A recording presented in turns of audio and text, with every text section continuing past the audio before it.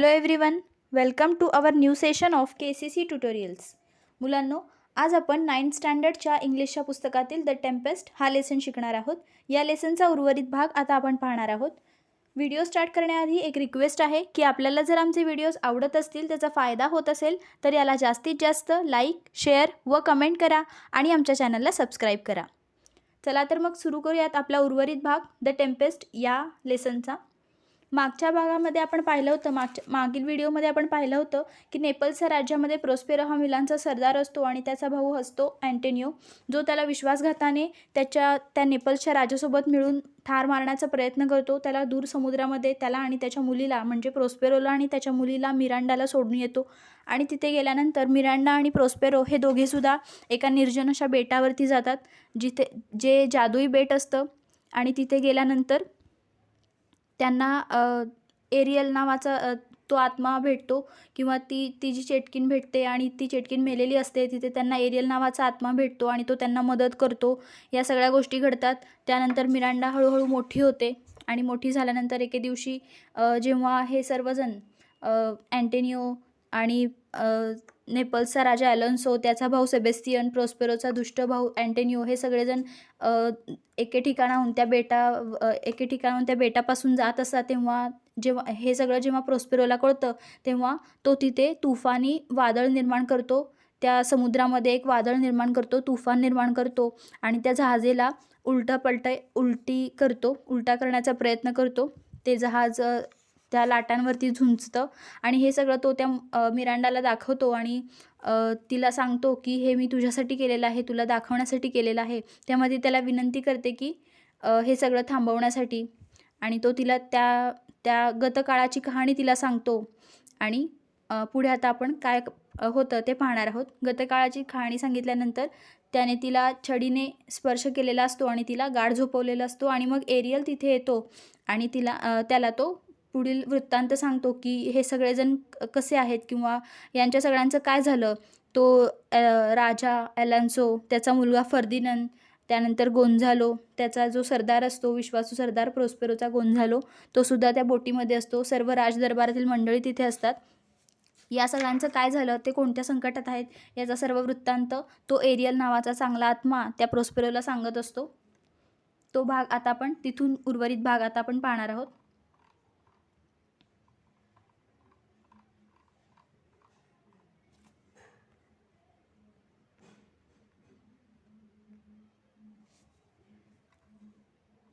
Aerial song. एरियलचं एक इथं गाणं दिलं आहे किंवा त्याने सांगितलेला वृत्तांत इथे दिलेला आहे. तो जेव्हा हे सगळं त्या प्रोस्पेरोला सांगतो की सर्व गोष्टी कशा घडल्या, थरारक कथा, फर्दिनंदने समुद्रात मारलेली उडी राजा अलोन्सोच्या मुलाने म्हणजे. आणि त्यानंतर त्याला त्या फर्दिनंदला असं वाटत असतं की त्याचे वडील आणि राजघराण्यातील इतर हे जे लोक आहेत हे सगळे मरण पावले असं त्याला वाटत असतं. तर त्या राजकुमाराला वाटत होतं की हे सगळेजण मेलेले आहेत, मरण पावलेले आहेत, जहाजाबरोबर बुडून गेलेले आहेत असं त्या फर्दिनंदला वाटत असतं. आणि मग तो फर्दिनंदला हे सगळं सांगतो. हे एरियलचं जे गाणं आहे ते फर्दिनंदला इन्फॉर्मेशन देत आहे एरियल की काय घडलं आहे तुझ्या वडिलांबरोबर, म्हणजे राजा अलोन्सोबरोबर काय घडलं आहे. प्रोस्पेरोला सर्व वृत्तांत सांगितल्यानंतर तो जो एरियल आहे तो फर्दिनंदकडे जातो, जो त्या समुद्रामध्ये असतो. आणि फर्दिनंदला या सगळ्या गोष्टीचा वृत्तांत सांगतो. तो काय सांगतो, फुल fathom 5 thy father lies, of his bones are coral made, those are pearls that were his eyes, nothing of him that doth fade. तो काय सांगतो की तुझे जे वडील आहेत ते खूप खोलपर्यंत गेले आहेत. फॅथम म्हणजे समुद्राची खोली मोजण्याचं एक माप आहे. तो त्या फर्दिनंदला सांगतो तुझे वडील म्हणजेच राजा अलोन्सो हा खूप खोलपर्यंत गेला आहे. तोच समुद्रामध्ये तुझे वडील बुडालेले आहेत आणि त्यांची जी हाडे आहेत ती आता कोरल बनली आहेत. कोरल म्हणजे त्याच्यावरती प्रवाळामध्ये रूपांतरित झाली आहेत. कोरल ही एक समुद्रातील वनस्पती आहे. तुझे वडील समुद्रामध्ये बुडाले आहेत आणि त्यांची हाडे आता प्रवाळामध्ये रूपांतरित झाली आहेत. Those are pearls that were his eyes, आणि त्यांचे जे डोळे होते ते आता मोती बनले आहेत आणि तुझ्या वडिलांच्या डोळ्यांचं मोत्यांमध्ये रूपांतर झालं आहे. Nothing of him that doth फेड, त्यांचं आता काहीही शिल्लक राहिलेलं नाही, ते मरण पावले आहेत. But doth suffer a sea change into something rich and strange. पुढे तो काय सांगतो, पण त्यांच्यामध्ये जो बदल घडून आला आहे तो खूप विचित्र आहे. म्हणजे सर्व विचित्र ते दिसत आहेत. ते समुद्रामध्ये बुडाले आहेत. Sea nymphs hourly ring his knell, hark now I hear them, ding dong bell. तो काय सांगतो की हे सगळं बदल खूप विचित्रपणे घडलेला आहे. सी निम्स म्हणजे समुद्रदेवता जी आहे ती आता तुझ्या वडिलांच्या मृत्यूची घंटा वाजवत आहे. C nymphs hourly ring his नेल. नेल म्हणजे मृत्यूसूचक घंटा वाजवणे, घंटानाद करणे, मृत्यूच्या संकटाची किंवा मृत्यूची सूचना देणारे घंटानाद करणे. समुद्रदेवता काय करत आहे आता, तुझ्या वडिलांच्या मृत्यूची घंटा वाजवत आहे. ते मरण पावले आहेत. बघ, हार्क म्हणजे ऐक, लक्ष देऊन ऐक, तुला ऐकू येईल. नाव आय हिअर मी, मला ऐकू येतंय. डिंग डॉंग बेल, तो सांगतो की त्याच्या वडिलांबरोबर काय काय घडलंय, ते मरण पावले आहेत असं तो त्या फर्दिनंदला सांगतो. त्याचा वृत्तांत सर्व इथे तो देतो. इन रियालिटी, पण प्रत्यक्षात मात्र, Ariel inform Prospero the ship was safely anchored in one corner of the island.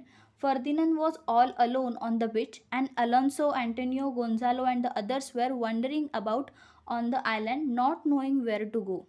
पण प्रत्यक्षात मात्र हा जो एरियल आहे तो त्या प्रॉस्पेरोला सांगतो की शिप अत्यंत सेफली म्हणजे सुरक्षितपणे एका बेटावरती अँकर्ड झालेला आहे. म्हणजे तिथे जाऊन ते थांबलेलं आहे, नांगरलेलं आहे, किंवा त्या जहाजातील नांगर त्या बेटावरती पडलेला आहे. म्हणजेच ते जहाज थांबलेलं आहे आणि सर्वजण सुरक्षित आहेत. Ferdinand was all alone on the beach. Ferdinand बीचवरती एकटाच आहे. And Alonso, Antonio, Gonzalo and all others were wandering, आणि हे सगळेजण भटकत आहेत. About on the island not knowing where to go, कुठे जायचं हे त्यांना कळत नाही आहे आणि हे सगळेजण भटकत आहेत त्या बेटावरती. आणि फर्दिनंद एकटाच पडलेला आहे. पुढे काय होतं आपण बघूयात.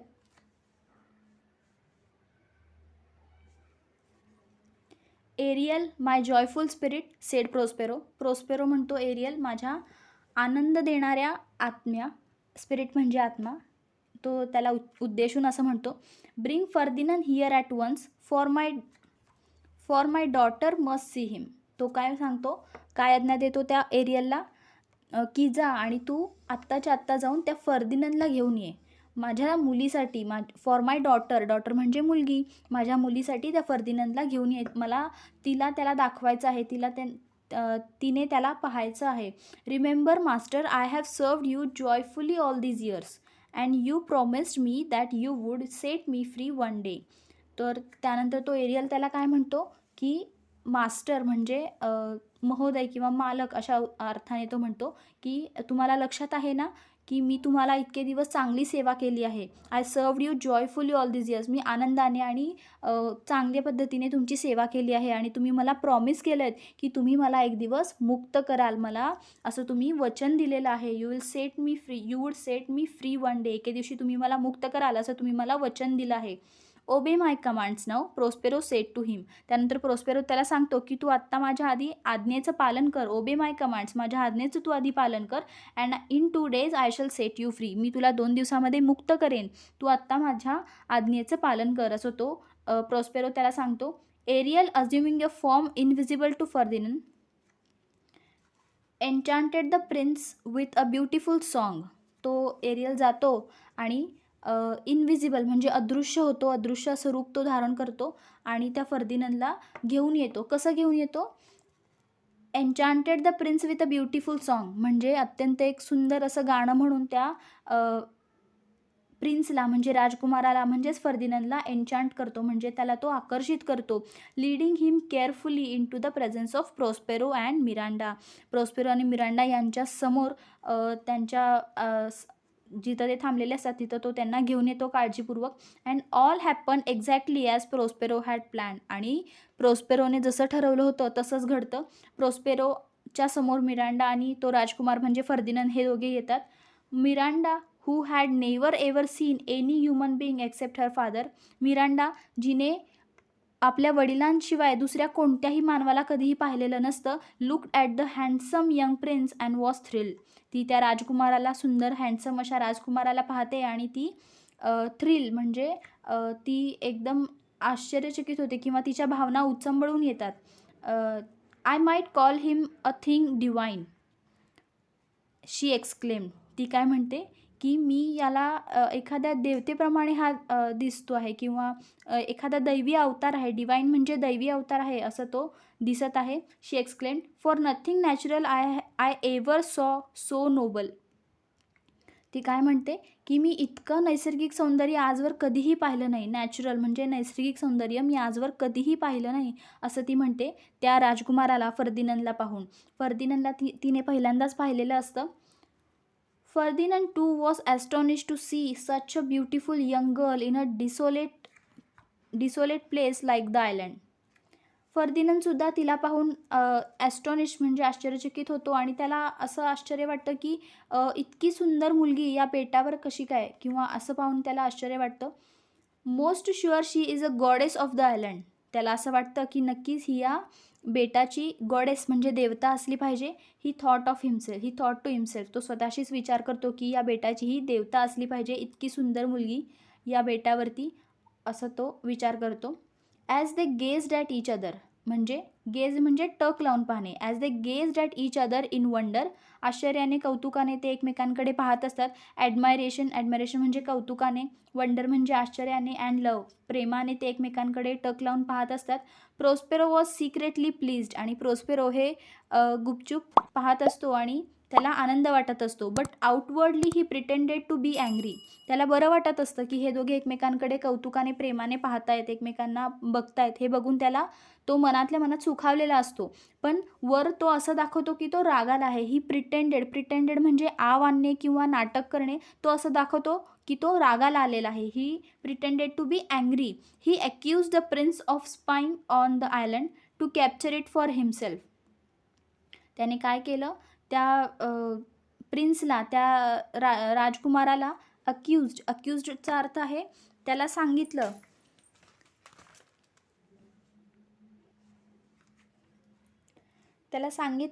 की त्या बेटावरती त्याने त्या बेटावरती हेरगिरी करण्यासाठी, स्पाइंग म्हणजे हेरगिरी करण्यासाठी तू इथे आलायस असं तो त्याला सांगतो, किंवा अक्यूज्ड म्हणजे आरोप करतो.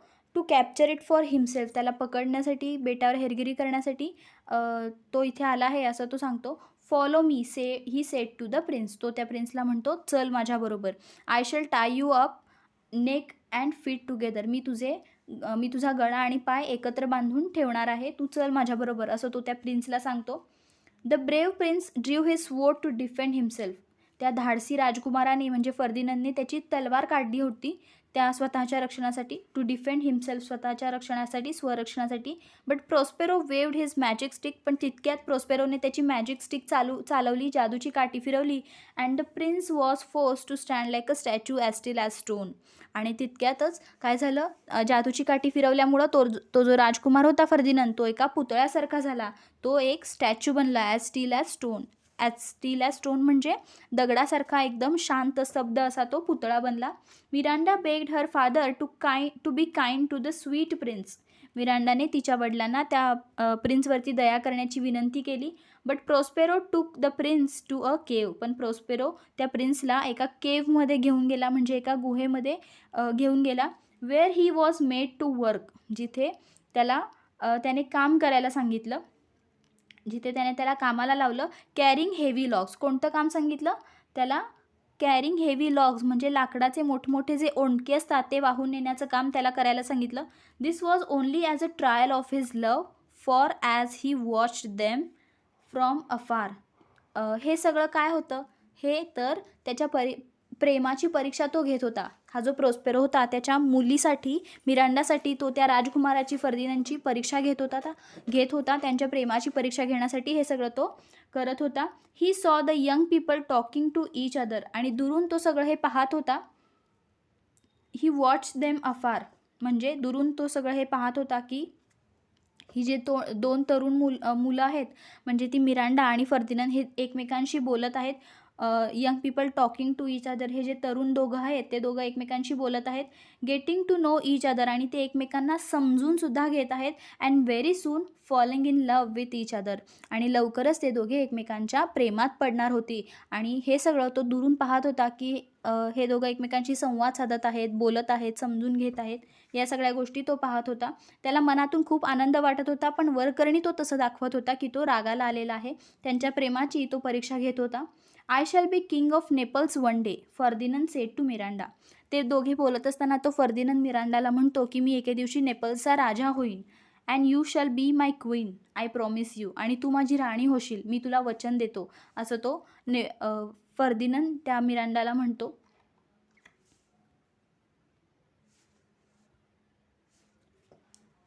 At this Prospero smile and appearing before them said to Ferdinand. हे सगळं ऐकून तो प्रोस्पेरो तिथे येतो आणि त्यांच्यासमोर येऊन तो त्या फर्दिनंदला म्हणतो, all your troubles were merely trials of your love. हे जे सगळं मी तुला त्रास दिला आहे, सगळा जो तू त्रास करतोयस, सहन करतोयस, हे जे हाल तुझे होत आहेत, ही केवळ तुझ्या प्रेमाची परीक्षा होती. Merrily trials of your love म्हणजे हे सगळं तुझ्या प्रेमाची कसोटी होती, मी तुझी परीक्षा घेत होतो. And you have nobly stood the test. आणि तू या परीक्षेमध्ये पास झाला आहेस किंवा तू ती परीक्षा पार केली आहेस. Now I give you my daughter a priceless gift. आणि मी आता तुला माझी एक अनमोल अशी देणगी देणार आहे, अनमोल वस्तू देणार आहे. प्राइसलेस गिफ्ट म्हणजे अनमोल अशी वस्तू देणार आहे, म्हणजे माझी मुलगी मी तुला आता देणार आहे. ही सगळी मी तुमच्या प्रेमाची परीक्षा पाहत होतो आणि मला तुला हा त्रास यासाठी द्यावा लागला, असं तो सांगतो. इन द मीन वाईल, मध्यंतरीच्या काळामध्ये, इन अनादर पार्ट ऑफ द आयलँडच्या दुसऱ्या भागामध्ये, the evil and the treacherous Antonio was once again plotting a murder. त्या आयलँडच्या दुसऱ्या भागामध्ये हे सगळेजण उतरलेले असतात. अँटेनिओ, सेबेस्टियन, हे सगळेजण राजदरबारातील मंडळी ही सगळी उतरलेली असतात. तो अँटेनिओ जो असतो तो विश्वासघातकी अँटेनिओ पुन्हा एकदा खुनाची योजना करतो, पुन्हा एकदा मर्डरचं प्लॉटिंग करतो, योजना आखतो. This time he plan to kill the king Alonso. आणि यावेळी त्याने कोणाला मारायचं ठरवलेलं असतं? यावेळी तो राजा अलान्सोला ठार करण्याचा बेत करीत असतो. So that his brother Sebastian कुड बिकम द किंग. आणि हे सगळं कशासाठी? तर त्याचा भाऊ सेबेस्टियन राजा व्हावा म्हणून. द टू विक्ड मेन, हे दोघं जे दुष्ट माणसं होती, म्हणजे कोण? अलान्सोचा भाऊ सेबेस्टियन आणि अँटेनिओ, हे जे दोन दुष्ट माणसं होती. The wicked men were about to kill the sleeping king. झोपणाऱ्या त्या अलान्सोला मारण्यासाठी त्यांनी तयारी केली होती. वेन एरियल वोक हिम अप, पण तितक्यात काय होतं? तो जो एरियल आहे तो त्याला अलान्सोला जागा करतो. Saving his life in the nick of time. ऐन घटकेच्या वेळी, निक ऑफ टाईम म्हणजे नेमक्या मोक्याच्या क्षणाला, ऐन वेळेला तो त्या अलान्सोला जागा करतो आणि त्याचं मरण तो वाचवतो. The two wicked men were about to kill the sleeping king. झोपलेल्या त्या राजाला मारणार असतात, तितक्यात तो एरियल येतो आणि त्यांना त्या अलान्सोला वाचवतो. ऐन क्षणाला त्याने त्याचे प्राण वाचवले. Many more tricks did Ariel play on the Prospero's enemies. प्रोस्पेरोचे हे जे दोन शत्रू होते त्यांच्यावरती वेगवेगळ्या युक्त्या त्याने लढवल्या. He cause them to wander about. त्यांना त्याने भटकवलं. वंडर म्हणजे भटकवलं, खूप वेगवेगळ्या ठिकाणी. He filled their ears with a strange and frightful noise. त्याने त्यांचे कान एकदम भीतीदायक अशा आवाजाने भरले किंवा वेगवेगळे आवाज काढले, ज्यामुळे त्यांना भीती वाटेल. चमत्कारिक आणि भीतीदायक असे आवाज त्यांच्या कानावरती घातले. When they were faint with a hunger he set a huge banquet before them. जेव्हा त्यांना खूप भूक लागली होती, हंगर म्हणजे भूक लागणे, जेव्हा त्यांना खूप भूक लागली होती तेव्हा त्याने त्यांच्यासमोर भरपूर वेगवेगळे डिशेस म्हणजे मोठी मेजवानी, बँक्वेट म्हणजे काय, खूप मोठी मेजवानी अशी त्यांच्यासमोर ठेवली. Only to take it away when they touch the food. आणि जेव्हा ते त्याला टच करायला जात असत, म्हणजे ते अन्नाला हात लावणार इतक्यात ते अन्न त्यांच्यापासून दूर पळवले. असं वेगवेगळ्या प्रकारे त्याने त्या दोन एनिमीजला, प्रोस्पेरोच्या दोन एनिमीजला त्रास दिला. When the men were nearly out of their senses with fear and hunger, Ariel reminded them of their treachery and wickedness in the past.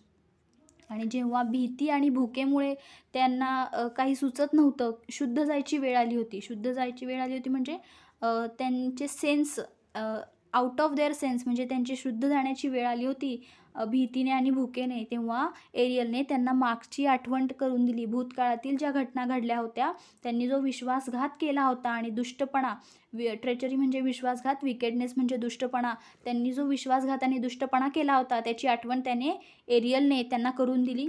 King Alonso and the loyal lord Gonzalo were filled with grief. हा जो king अलान्सो होता, राजा अलान्सो, आणि loyal and Lord गोन्झालो विश्वासू आणि निष्ठावान जो सरदार होता Gonzalo, त्यांना दुःख झालं. फिल्ड विथ ग्रीफ म्हणजे त्यांना दुःख झालं. कशासाठी? For all the injustice that had been done to Prospero. प्रोस्पेरोवर त्यांनी जे अन्याय केला होता, त्या अन्यायामुळं त्यांना दुःख झालं की आपण चुकीचं वागलो असं त्यांना वाटत होतं. In this repentant mood Ariel brought them before Prospero. आणि याच भावनेमध्ये तो पश्चातापाच्या रिपेंटंट म्हणजे पश्चाताप करणाऱ्या, पश्चातापाच्या भावनेमध्ये तो त्या दोघांना प्रोस्पेरोच्या समोर घेऊन येतो. At first they could hardly recognise the former duke of Milan, for he was cloth in his magic robe. सुरुवातीला जेव्हा हे दोघं त्या प्रोस्पेरोला पाहतात तेव्हा ते त्याला ओळखत नाहीत. Could hardly recognise the former duke of Milan. मिलानच्या त्या पूर्वीच्या सरदाराला त्यांनी ओळखलंच नाही, कारण तो जादूगाराच्या वेशेमध्ये होता, जादूगाराच्या कपड्यामध्ये होता. But Prospero revealed himself to them in his own form.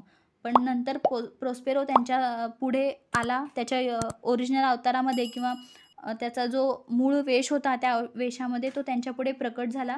He thank Gonzalo for his kindness. त्याने गोंझालोला त्याच्या दयाळूपणासाठी धन्यवाद दिले. And reproach the king and Antonio for their treachery. आणि त्या अलान्सोला आणि अँटोनियोला त्यांच्या विश्वासघाताबद्दल खूप त्याने सुनावले किंवा त्यांची खरडपट्टी काढली. The king and the other courtiers were ashamed. राजा आणि राजदरबारातील इतर जे व्यक्ती होते त्यांना खरंच खूप शरम वाटत होती, थोडंसं त्यांना गिल्ट फील होत होतं. दे बेग प्रोस्पेरोस फॉरगिवनेस. आणि त्यांनी प्रोस्पेरोकडे माफी मागितली, विनवणी केली की त्यांना माफ केलं जावं. I have been duly punished for my sins. माझ्या पापांची मला शिक्षा मिळायलाच हवी. सीन्स म्हणजे काय? पाप. माझ्या पापांची मला शिक्षा मिळायलाच हवी आणि ती शिक्षा मला मिळाली आहे असं तो राजा म्हणतो. Cried king Alonso. तो अलान्सो राजा रडत सांगतो. For I have lost my son. कारण मी माझ्या मुलाला हरवून बसलो आहे. तो काय म्हणतो? मला माझ्या पापांची शिक्षा मिळायलाच हवी आणि ती मला मिळालीच आहे. I have been duly punished for my sins. माझ्या पापांची मला शिक्षा मिळाली आहे. का? कारण माझ्या मुलाला मी गमावून बसलो आहे. I have lost my son and my kingdom is without and heir. आणि आता हे जे माझं राज्य आहे, किंगडम म्हणजे राज्य आहे, ते आता विना वारस आहे. म्हणजे त्या राज्याला कुणीही वारस आता उरलेलं नाही असं तो किंग अलान्सो म्हणतो. Prospero ड्रीव back a curtain from a entrance of his केव. त्याच्या गुहेचा दरवाजा सरकवला. प्रोस्पेरोने त्याच्या गुहेचा दरवाजा सरकवला. Inside they saw फर्दिनंद and Miranda. आणि आतमध्ये त्यांना फर्दिनंद आणि मिरांडा हे दोघे दिसले. Happily playing a game of chess खेळताना ते त्यांना दिसतात. गुहेमध्ये फर्दिनंद आणि मिरांडा हे दोघे आनंदात बुद्धिबळ खेळत असताना त्यांना दिसले. How happily Alonso was to see his lost son. त्याच्या हरवलेल्या मुलाला पाहिल्यानंतर त्या अलान्सोला किती आनंद झाला, खूप आनंदित झाला तो. How thrilled he was to hear that Ferdinand was to marry the duke of Milan's beautiful daughter.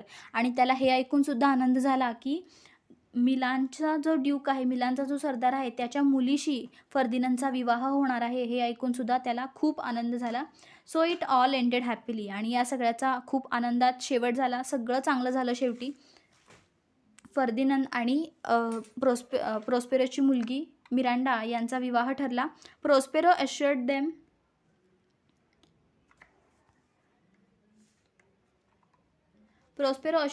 that their ship was safely anchored and each and every sailor was safe on the board.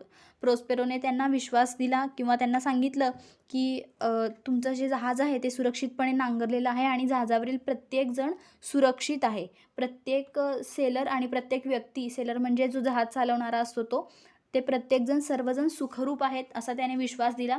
On the following day, पुढच्याच दिवशी, they all set sail for Naples. हे सर्वजण आता नेपल्सकडे निघाले. Naples हे त्यांचं राज्य होतं. त्या नेपल्स राज्याकडे ते आता जहाजाच्या प्रवासाने निघाले. Where Ferdinand and Miranda were to be married. जिथे फर्दिनंद आणि मिरांडा यांचं लग्न होणार होतं. Waving them goodbye, Ariel promise them calm seas and favourable winds. त्यांना गुड बाय करत म्हणजे त्यांना शेवटचा निरोप देत, हात हलवत एरियलने सुद्धा त्यांना प्रॉमिस केलं की समुद्राचं हे जे वातावरण आहे ते अत्यंत शांत आणि अनुकूल वारे असतील असं त्याने वचन दिलं.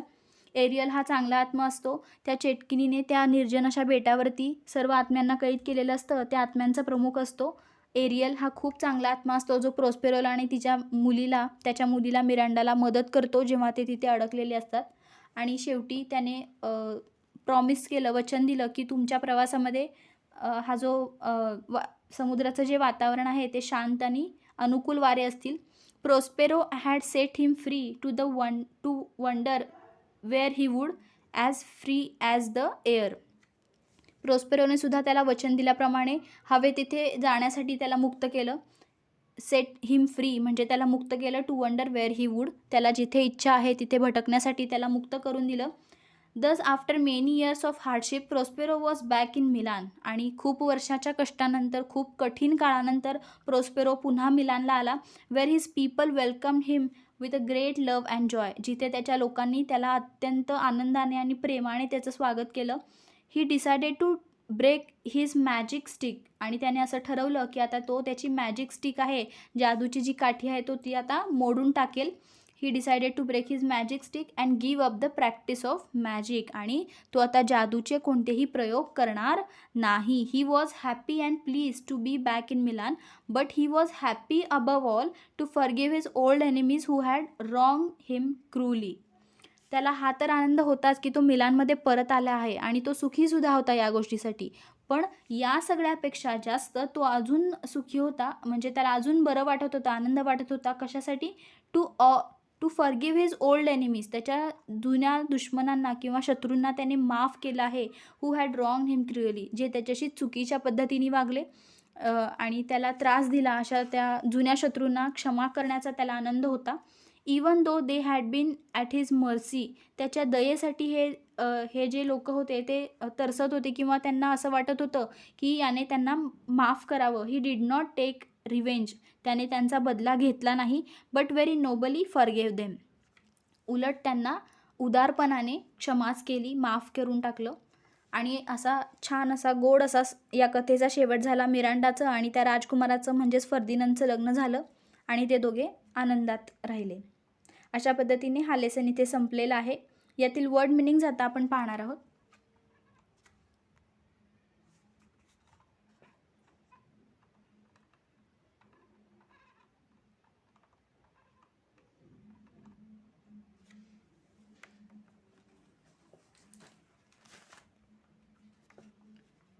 फॅथम म्हणजे समुद्राची खोली मोजण्याचं माप आहे. डाय म्हणजे तुझे. बोन्स म्हणजे हाडे, वी नो दॅट. कोरल म्हणजे प्रवाळ, समुद्र वनस्पती. पर्ल्स म्हणजे मोती. डोथ फेड म्हणजे